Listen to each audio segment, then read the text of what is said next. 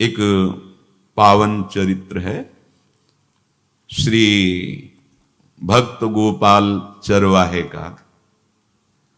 पहले ऐसा हुआ करता था कि सबकी गायें जैसे चराए तो सब लोग अन्न आदि जो है उसके घर भिजवा देते थे और गायें छोड़ देते थे। वो ग्वाला ही कहा जाता था। सैकड़ों लोगों की गाय चराता था और उसके घर में अन्न आदि जो आवश्यक सामग्री है भिजवा दी जाती थी। ना तो एक अक्षर वो पढ़ा लिखा था और ना कभी उसने भगवान का नाम या कोई चर्चा सुनी थी। उसके कोई परमार्थ से संबंध ही नहीं था। बस गाय चराते थे, जंगल में रहते थे, पत्नी भोजन पहुंचा देती थी और परिवार चलाने के लिए गांव के लोग दे देते थे अन्न, क्योंकि सबकी गाय चराते थे। ना तो उसको किसी धर्म का ज्ञान था, ना किसी साधना का ज्ञान था। एक दिन देखा जंगल से एक मंडली जा रही संतों के। ओ श्री राम जय राम जय जय राम, श्री राम जय राम, ऐसे कीर्तन। संत जन पहले मंडली बना के चलते थे तो नाम कीर्तन पद कीर्तन ऐसे। उसको बड़ा आनंद आया। उसको लगा कि इतने झूम झूम कर संत जन गा रहे हैं, किसी से बात नहीं की, पकड़ लिया। अब पूरा तो नहीं, बस उतना राम राम राम राम ऐसे करने लगा। देखो कई बार कहा है यदि आप बिना गुरु मंत्र के भी नाम जप करेंगे तो नाम जप आपको गुरु तक पहुंचा देगा, क्योंकि गुरु प्रदत्त नाम भगवत साक्षात्कार कराता है। 50 वर्ष की अवस्था लगभग हो गई थी। कभी कोई तीर्थयाटन, धर्म कार्य, शास्त्र स्वाध्याय, सत्संग कुछ नहीं।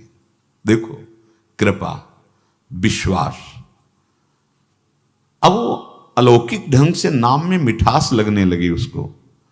तो जोर जोर से कभी कभी नाच पड़ता, चरवाहा है ना, गाता। तो और जो लोग थे उसका उपहास करते, अरे नरक में भी ठौर नहीं मिलेगी, जिंदगी में कुछ पुण्य नहीं किया। ये ऐसे लोग बहुत उपहास करने वाले, ऐसे करने से क्या मिलेगा, नाम से कुछ हो जाएगा। उसने कहा हमने तो कभी सोचा ही नहीं कि कुछ होगा, हम तो ऐसे ही गा रहे हैं। पर ये लोग उपहास कर रहे हैं, क्या गलत है क्या ऐसा गाना? जब तक दृढ़ ज्ञान नहीं होता तब तक माया फिसला सकती है। उसने कहा कि हम किसी लाभ के लिए, बैकुंठ जाने के लिए या कोई लाभ के लिए नहीं जपते, हमें तो अच्छा लगा, वो गा रहे थे संत जन तो हम गाने लगे। क्या सही में आप लोग समझते हैं कि ये गलत है? उनका तुम मूर्ख हो, तुम्हारी क्या समझ में आए? और उपहास करते उसका। उसके मन में एक बात आई, कोई ये प्रमाण दे दे मुझे कि ये जो मैं संतों के मुख से सुना नाम, ये परम सत्य है, ये परम सुखकारी है, और इससे क्या वैकुंठ मिल जाएगा? कोई तो मिले मुझे। और जब किसी के हृदय में ऐसी आकांक्षा होती है तो वही मिल जाते हैं जो सबके हृदय की जानते हैं। एक दिन उसने देखा जब लोग दिल्ली की हंसी मजाक कर रहे थे, उसी समय एक लंगोटी पहने हुए, हाथ में कमंडल और दंड धारण किए हुए कोई वीतराग परमहंस दौड़ा, चरणों में गिर गया। महाराज महाराज, बस एक बात आप बता दीजिए, जो हम राम राम कह रहे हैं, ये लोग उपहास करते हैं, क्या इससे हमारा कल्याण हो जाएगा, वैकुंठ मिल जाएगा? तो उन्होंने कहा बेटा ये बहुत मंगलमय भगवान का नाम है, पर हमें लगता है कि तुम्हें गुरुदेव की आवश्यकता है। यदि तुम गुरु कृपा पात्र बन जाओ तो इन उपहास करने वालों की बातें तुम्हारे मन में नहीं लगेंगी और निश्चित तुम्हें भगवत साक्षात्कार हो जाएगा। तो पैर पकड़ लिया और कहा महाराज आप ही गुरु बन जाओ ना हमारे, आप ही हमें मंत्र दे दो। तो उन्होंने कहा हम तो तीर्थ यात्रा में हैं, ऐसा हम नहीं कर सकते, पर यदि तुम भगवान से प्रार्थना करोगे तो तुम्हारे कल्याण के लिए सदगुरु प्राप्त हो जाएगा। इसलिए जैसे कोई पूछते हैं किसको सदगुरु बनाऊं, तुम कहते किसी को नहीं, पहले भगवान को मानो, श्री हरि को, जगत गुरु श्री कृष्ण को, फिर उनसे प्रार्थना करो कि यदि आप आवश्यक समझते हो कि सदगुरु के रूप में आप आकर के हमारा कल्याण करेंगे तो मुझे पहुंचा दो, या आप स्वयं आ जाओ। मैं नहीं खोज कर पाऊंगा, मेरी वो दृष्टि नहीं है कि मैं किसी महापुरुष को पहचान सकूं।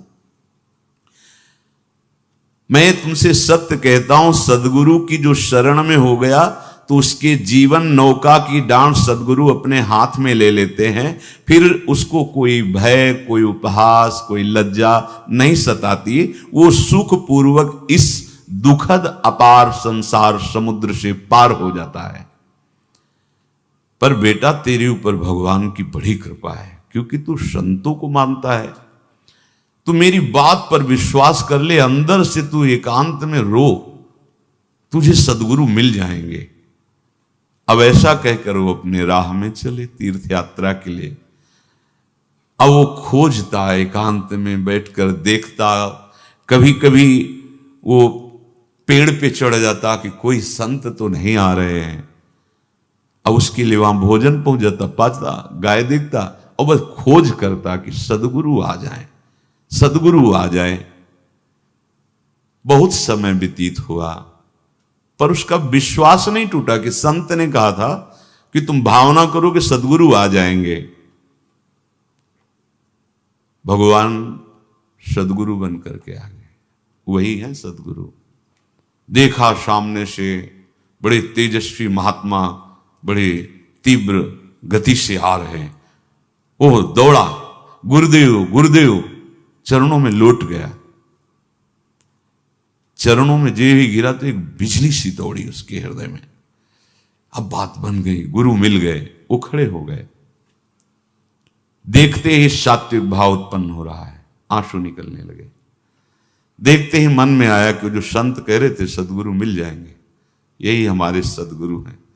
हृदय में उत्साह, आतुर आवाज, प्रभु मुझे भवसागर से पार करने वाला गुरु मंत्र दे दो। ऐसे थोड़ी दीक्षा दी जाती कि गली चलते दी जाए। दूंगा, जा पहले स्नान करके आ, फिर एकांत स्थान में बैठेंगे, फिर तेरे को उपदेश देंगे। बोला महाराज, मैं जंगली आदमी हूं, गाय चराता हूं, हमारा घर बार से कोई आना जाना नहीं, यही भोजन आ जाता है। संत ने कहा अच्छा स्नान करो। स्नान करके आए। एक पेड़ के नीचे, भाई मैं तुझे कुछ नियम दूंगा, कुछ शर्त। तो अब महाराज गंवार आदमी है, ना हम आपका कोई नियम पालन कर पाएंगे, ना कोई व्रत पालन कर पाएंगे, ना कोई साधना कर पाएंगे। आप देख लो हमारी हालत। 50 साल का हूं, पढ़ा लिखा बिल्कुल नहीं, कोई धर्म कर्म नहीं जानता, गाय चराता हूं। मुझसे बहुत बातें नहीं सदेंगी। अगर एक कोई बात बता दो तो प्रण करता हूं जिंदगी में प्राण त्याग सकता हूं, पर एक बात, कोई एक नियम कोई दे दो।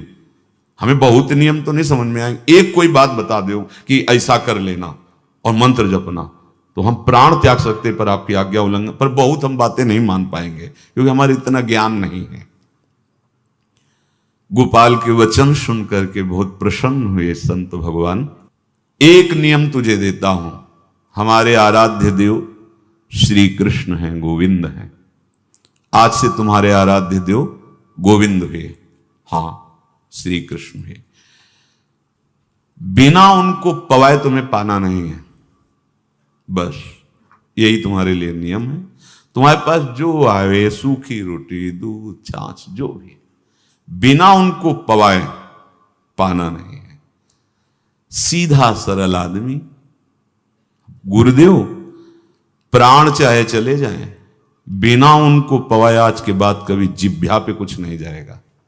ऐसा गुरुजन आदेश करते हैं वैष्णव मार्ग के पथिकों को कि जल भी बिना अर्पित किए मत पियो। अगर आप बिना अर्पित किए पीते हैं तो आपकी बुद्धि में इष्ट देव के प्रति ममत्व तो नहीं आ पाएगा, नहीं आ पाएगा।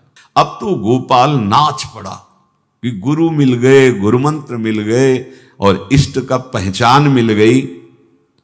उसी समय घर से भोजन आया, वही कभी चटनी रोटी, ऐसे ही बैठा एकांत वृक्ष के नीचे, आओ गोविंद भोग पाओ। अब गोपाल विचार में लगा कि आ तो रहे हैं ही नहीं, और गुरुजी ने कहा बिना पवाए पाना नहीं। पूरा दिन व्यतीत हो गया। गुरुजी कह रहे थे घट घट में विराजमान भगवान है तो कहीं से भी प्रकट हो सकते हैं, तो अंदर मंत्र जपता हो, कहता आओ भगवान, पाओ आके, नहीं आए। महाराज हमारे गुरुदेव ने आपका ध्यान जो बताया था वैसे ही आओ, आप पाओ आकर के। रात्रि हो गई, देखा पर वो नहीं आए, तो भोजन उठाया, गाय को पवा दिया, तो बहुत सी गायें थी, भूखा रह गया। दूसरे दिन फिर भोजन आया, एक पत्ता टोरा, जल से छिड़का पत्ते में और भोजन रखा, भगवान को फिर पुकारा, आओ प्रभु। गुरुदेव ने आज्ञा की, बिना आपको पवाए हम अपनी जबान में नहीं रख सकते। शाम हो गई, रात्रि हो गई, फिर गौ को दे दिया, नहीं पाया। अब एक तो 50 वर्ष की अवस्था और गौओं के पीछे दौड़ना और भोजन पाना नहीं, शरीर में सामर्थ्य धीरे धीरे कम होने लगी। तीसरा दिन, चौथा दिन, पांचवा दिन, छठा दिन, सातवां दिन, दीनानाथ प्राण चाहे निकल जाए, हम गुरु की आज्ञा नहीं तोड़ सकते। अगर आप नहीं आएंगे तो भूखों मर जाऊंगा। पर हम ये बात देखो, ये बात चरवाहा है, कोई साधना पूर्व की नहीं। गौ सेवा के प्रताप से उससे संतों में प्रीति हो गई, नाम की कृपा से, गुरु की कृपा से नामी की प्राप्ति की चाह। ऐसे कई दिन व्यतीत होते गए, अस्थि मात्र होए रहे शरीरा। पूछते कि क्या बात है, भोजन तो हम रोज लाते हैं, आप रोज लेते हैं, क्या पाते नहीं? आपका विषय नहीं। शिक्षा मिलती है यहां, अपने गुरु उपदिष्ट साधन को किसी से बताना नहीं चाहिए।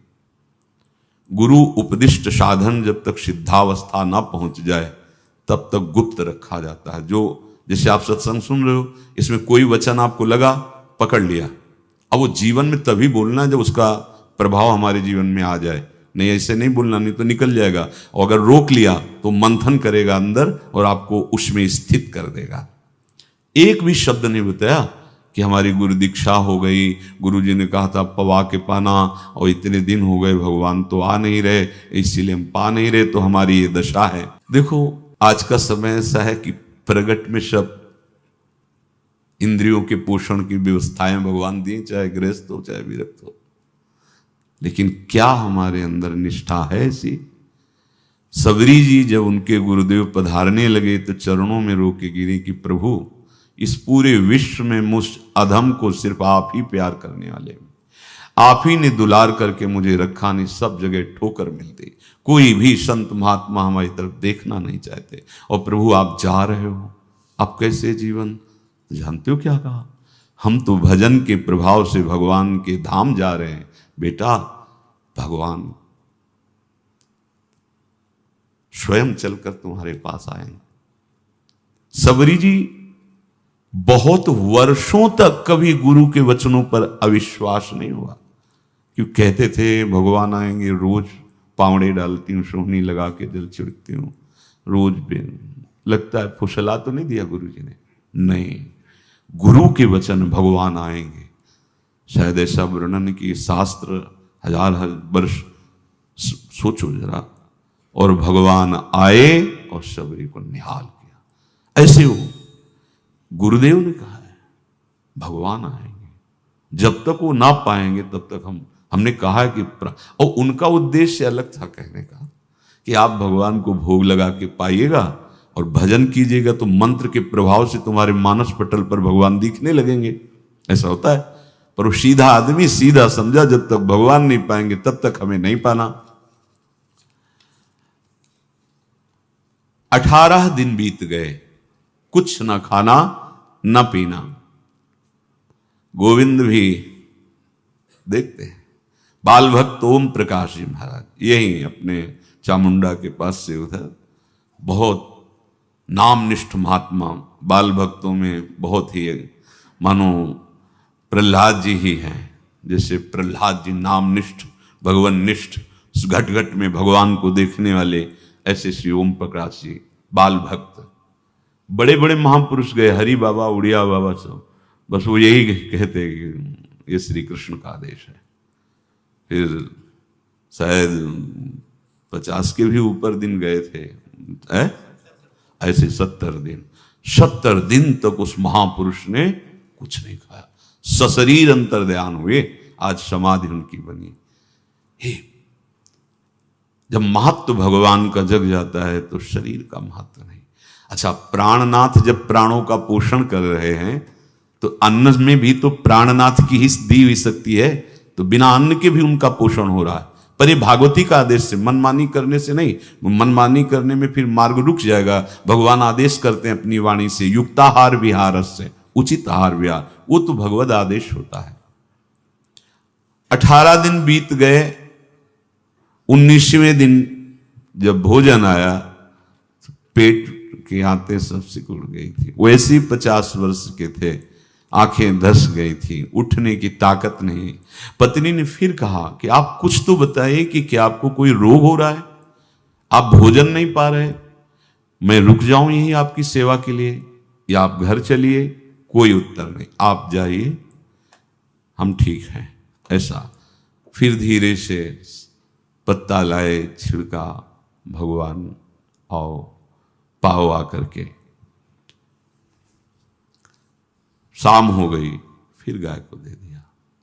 विचार कर लिया कि अब मरना ही है, मुझ जैसे अधम के पास भगवान तो आएंगे नहीं, वो तो भगवान है, पर मैं अपने गुरु के वचन नहीं तोड़ सकता, मर चाहे जाऊं। 27 दिन व्यतीत हो गए, एक कवल भी अन्न नहीं पाया। न चलने की शक्ति थी, न पत्ता लाने की शक्ति थी, न जल छिड़कने की शक्ति थी। जिस पात्र में भोजन लाई थी, लेटे ही लेटे खोला और कहा, प्रभु मुझे पता है वह आप इस शरीर से नहीं मिलोगे, पर आप जान लो मैं अपने गुरु की आज्ञा का उल्लंघन नहीं करूंगा। ये मतलब जितने महान हुए हैं सब निष्ठाओं में निष्ठावान हुए हैं, अपने लोग फिसड्डी हैं। जरा सा कोई दुख, जरा सा कोई सुख, फिसल जाते हैं। प्राण अनंत जन्मों की बिगड़ी 27 दिन क्या होते हैं? क्या होते 27 दिन? अनंत जन्मों का जमा कूड़ा करकट भगवान साफ कर रहे हैं। ये जो तन्मयता, गुरु निष्ठा, जो प्राण भूख से व्याकुल, सब भस्म हो रहे हैं पाप अनंत जन्मों के। अनंत जन्मों, जैसे हम सोचे कि भगवान इतने निर्दयी कैसे हैं? नहीं निर्दयी, आत्मा को कुछ फर्क नहीं पड़ता। और शरीर ने जो किए हैं जन्म जन्मांतरों के, वो निष्ठा के कारण दुख नहीं पहुंचेगा। निष्ठावान को दुख नहीं पहुंचता, वो आपको दिखाई देगा दूर से, उसको दुख नहीं पहुंचता, क्योंकि निष्ठा का कवच है, वो कभी कोई भेद नहीं सकता। किसी भी माया के यंत्र में ताकत नहीं कि निष्ठा को भेद सके, उसी को निष्ठा कहते हैं, नहीं भेद पाई। 27वां दिन है। पति की दशा देख करके कहा, स्वामी अब तो आप कहोगे भी तो मैं नहीं जाऊंगी। हम आपकी दशा, इशारे से कहा, आज भर चली जा, क्योंकि उसको लग रहा था आज प्राण निकल जाएंगे। आज भर चली जा, फिर कल से जैसी तेरी आज चली जा। इशारे से, बोलने की भी सामर्थ्य नहीं थी। गोपाल के आंसुओं की धारा चल रही, पड़े पड़े धीरे से खोला जो भोग है, और अंतस्थल, आज बोल भी नहीं पा रहे, अंतस्थल से कह रहे, प्रभु अब चाहे आके पालो या लिवा जाके पवा देना, देख लो आप, आखिरी है, आके पालो या लिवा जाना और अपने यहां पवाना, क्योंकि हमारे यहां तो पाए नहीं आप। बड़े प्रेम से अंदर से आवाज आई, गोपाल।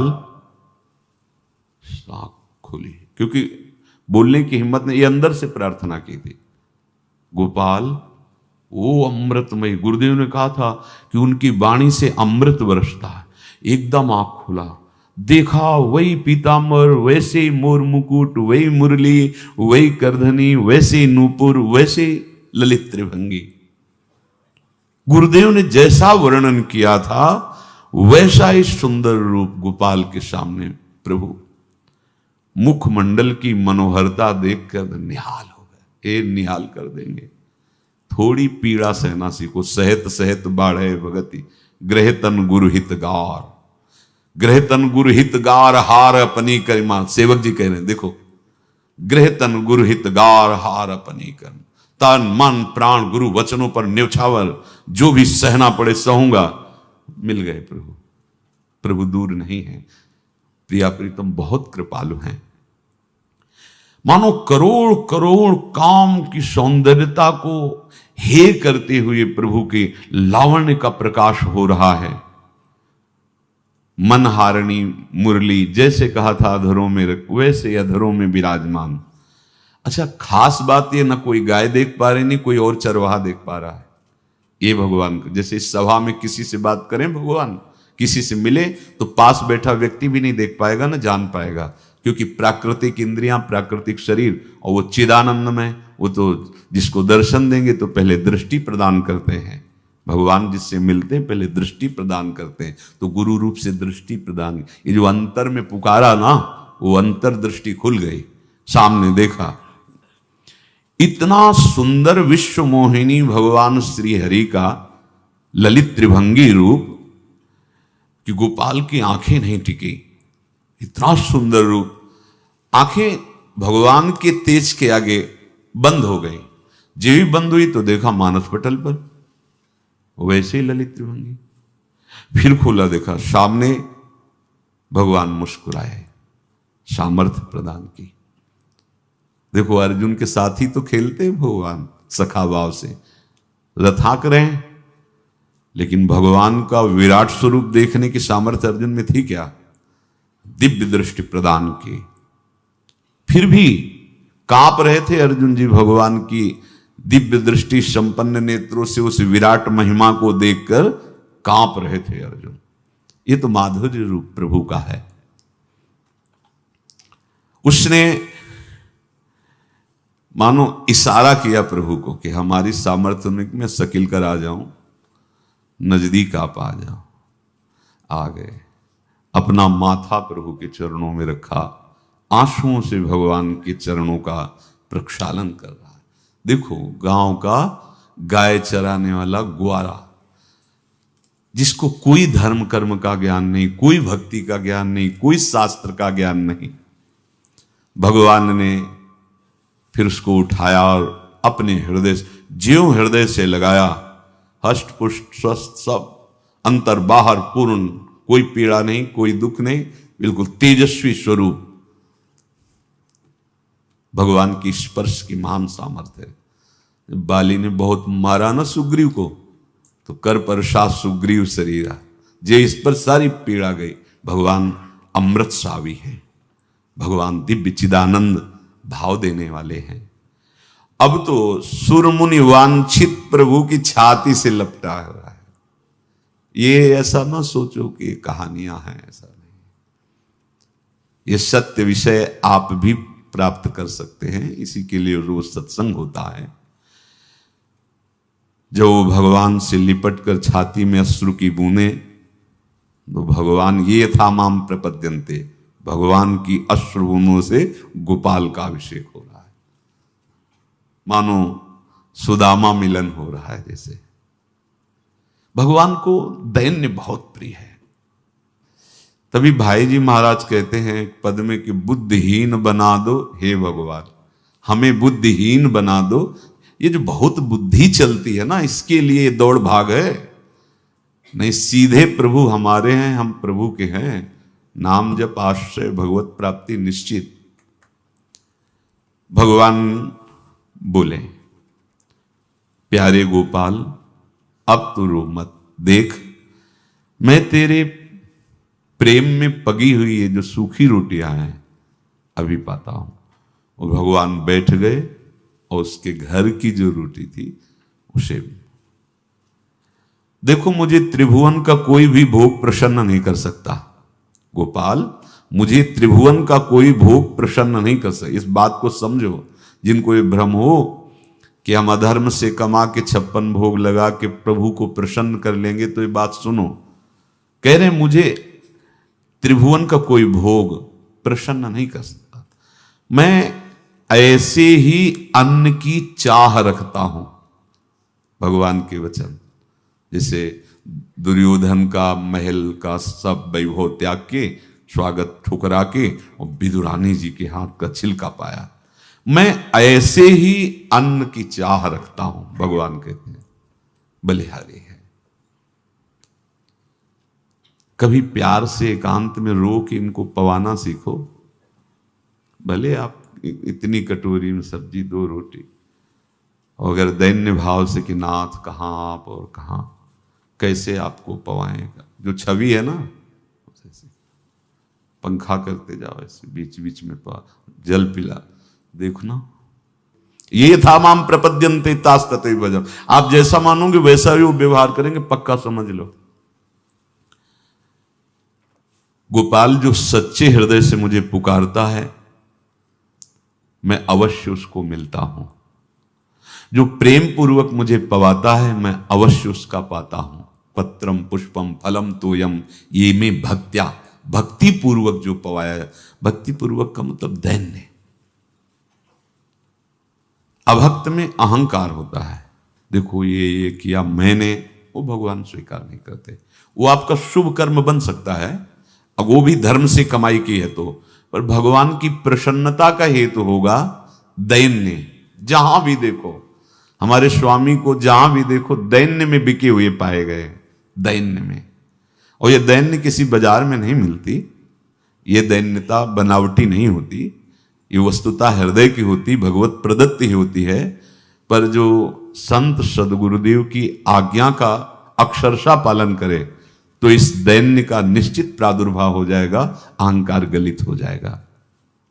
वत्स, मैं किसी भी वस्तु का कभी भूखा नहीं हूं। मानो गोपाल के बहाने से हमको समझा रहे हैं, क्या चाहिए भगवान को, क्या चाहिए? कुछ भी कर लो, माना कि तुम तात्कालिक वर्तमान दुख को मिटा सकते हो, तात्कालिक, लेकिन संपूर्ण दुखों को मिटाने के लिए हरिनाम गरज रहा है, राधा नाम गरज रहा है। आपसे प्रार्थना है, समझो इस बात को। कलयुग केवल नाम आधारा। देखो, सुन के राम राम शुरू किया, मिल गए सिद्ध सदगुरुदेव, दे दिया मंत्र, बता दी निष्ठा, और मिल गए भगवान।